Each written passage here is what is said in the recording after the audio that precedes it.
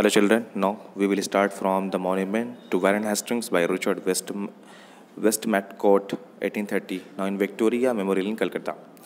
This image represents how Orientalist thought of British power in India. You will notice that the majestic figure of Hastings, an enthusiastic supporter of the Orientalist, is placed between the standing figure of Pandit on one side and a seated Munshi on the other side.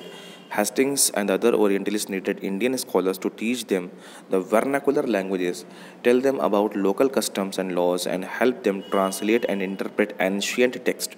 Hastings took the initiative to set up the Calcutta Madrasa and believed that the ancient customs of the country and Oriental learning ought to be the basis of British rule in India. सो ये जो monument आप देख रहे हैं, एक side इनके साथ मुंशी बैठे और एक तरफ पंडित बैठे हुए हैं, ये ओरिएंटलिस्ट होते थे जो दोनों तरफ से एक तरफ जो मुस्लिम स्क्रिप्चर्स होते थे उनको पढ़ते थे और एक तरफ जो संस्कृत स्क्रिप्चर्स जो हिंदू स्क्रिप्चर्स होते थे वो उसको पढ़ते थे और फिर उस चीज़ को वो ट्रांसलेट करके इंग्लिश में लिख के बाकी लोगों तक ये पहुंचाते थे कि आपका पास्ट कितना ग्लोरियस था. सो ये एक तरह की मॉन्यूमेंट्स बने जो कलकत्ता में इस टाइम है. Not all officials shared these views. Many were very strong in their criticism of the Orientalist. कुछ लोग बहुत ही ज़्यादा अगेंस्ट थे Orientalist के. Grave errors of the East. क्या errors था? From the early 19th century, many British officials began to criticize the Orientalist vision of learning. They said that knowledge of East was full of errors and unscientific thought. Eastern literature was non-serious and light-hearted. So they argued that it was wrong on the part of British to spend so much effort in encouraging the study of Arabic and Sanskrit language and literature. So जो east के थे, जो error लोगों ने orientalist जो criticise करते थे, उन्होंने इसका एरर बताया कि जो नॉलेज ईस्ट की है वो अनसाइंटिफिक है, बिल्कुल सही नहीं है, उसका कोई प्रूफ नहीं है. ईस्टर्न लिटरेचर जो है वो सीरियस नहीं है, वो सिर्फ हंसी मजाक वाली है और बहुत हल्के दिल की है.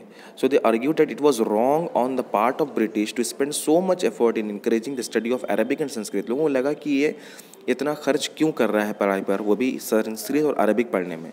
उनको कुछ अच्छा सिखाओ, लिटरेचर सिखाओ, इंग्लिश सिखाओ, इनका मानना ये था. James Mill was one of those who attack the orientalist. James Mill उसमें से एक थे.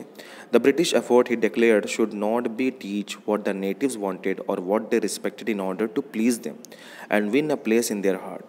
सो जेम्स मिल जो थे ये ओरिएंटलिस्ट के अटैक करने पे थे, इनके अगेंस्ट थे. The British effort he declared should not be to teach what the natives wanted और what they respected in order to please them and win a place in their heart. So इन्होंने लोगों से बोला कि जो English हैं, जो British हैं, उनको ये नहीं पढ़ाना चाहिए जो लोग पढ़ना चाहते हो, उनको वो पढ़ाना चाहिए जो लोग जानना चाहें. उनको पढ़ाना वो है जो ज़रूरत है उनके लिए, ना कि वो जो सुनना चाहें. इस तरह से उन्होंने दिल में जगह बनानी लोगों की. The aim of education ought to be to teach what was successful, useful and practical. So Indians should be made familiar with the scientific and technical advances that the West had made rather than with the poetry and sacred literature of the Orient. So Orient क्या थे, जो basic चीज़ें पढ़ाते थे, जो उनके religious चीज़ें थी. सो रिलीजियस पहले जो ब्रिटिश थे उनको लगा कि रिलीजियस पढ़ के इनका कुछ नहीं होने वाला, इनको पोइट्री पढ़ाओ, इनको जो इतनी भी चीज़ें यूज़फुल हैं वो पढ़ाना चाहिए, ना कि अरबिक और संस्कृत. ये पढ़ के ये लोग कुछ नहीं कर पाएंगे. सो ये ओरिएंटलिस्ट वो लोग थे जो चाहते थे कि लोग संस्कृत पढ़ें, अरबिक पढ़ें, अपनी लिटरेचर पढ़ें, अपने आप में जानें. सो इसके अगेंस्ट बहुत लोग थे. By the 1830s, the attack on the Orientalist became a sharper. लोग और अटैक करने लगे उस चीज़ पर कि लोग संस्कृत और अरबिक नहीं पढ़ना चाहिए, वेस्ट के बारे में पढ़ना चाहिए, टेक्निकल के बारे में पढ़ना चाहिए, साइंटिफिक पढ़ना चाहिए. One of the most outspoken and influential of such critics of the time was Thomas Babington Macaulay. Thomas Babington Macaulay उस टाइम के सबसे अच्छे बोलने वाले, सबसे अच्छे समझदार आदमी थे. He saw India as an uncivilised country that needed to be civilised. उन्होंने इंडिया को देखा कि वो इंडिया कैसे ही अनसिविलाइज्ड है, उसको सिविलाइज करने की ज़रूरत है. Then no branch of eastern knowledge according to him could be compared to what England had produced. Who could declare Macaulay that a single shelf of a good European library was worth the whole native literature of India and Arabia? इनके statement जो था, no branch of eastern knowledge जो British की है, उनका कहना था कि जो ब्रिटिश की जितनी भी बुक्स प्रिंटेड हैं, जितनी भी चीज़ें हैं, वो सब who could declared Macaulay that a single shelf of good European literature library was worth the whole native literature of India and Arabia. He urged that the British government in India stop wasting public money in promoting Oriental learning, for it was of no practical use. सो इन्होंने मना कर दिया कि India की पूरी अगर हम library ले लें, जितनी भी बुक्स हैं, और उसको अगर हम कंपेयर इंग्लैंड के बुक से करें तो वो ज़्यादा होगी इंग्लैंड की बुक, ना कि इंडिया की।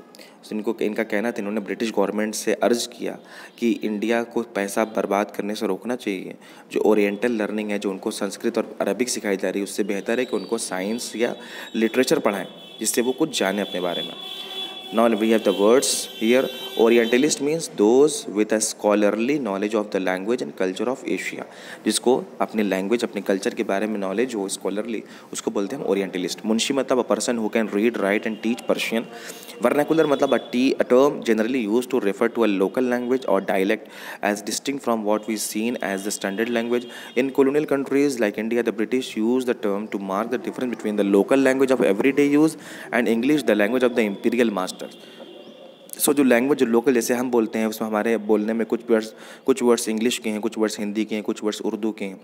सो इसको बोलते हैं vernacular language. With great energy and passion, Macaulay emphasized the need to teach the English language. He felt that knowledge of English would allow Indians to read some of the finest literature the world had produced. It would make them aware of the developments in Western science and philosophy. Teaching of English could thus be a way of civilizing people, changing their taste, values and culture.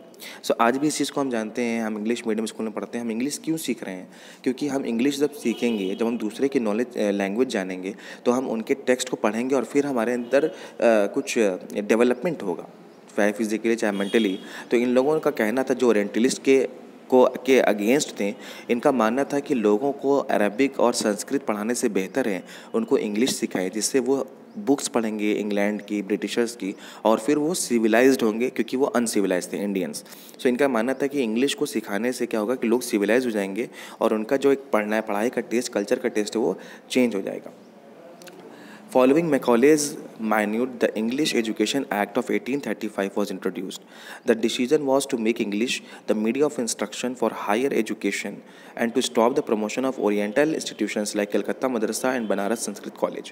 So Macaulay ने एक English education act निकाला 1835 में, जिसके through उन्होंने कहा था कि कोई भी डिसीजन, कोई भी इंस्ट्रक्शन जो होगा, जो लोगों से बातचीत का एक सोर्स, जो एक मीडियम होगा बात करने का, वो सिर्फ और सिर्फ इंग्लिश होगा। लोगों को इंग्लिश सिखाना है। और ये भी कहा कि जो मदरसा बना था उसको रोकना होगा। जो मदरसा बना था कलकत्ता में और बनारस में संस्कृत कॉलेज, इसको रोकना, क्योंकि इस पर पैसा खर्च करने से बेहतर है कि लोगों को इंग्लिश सिखाए।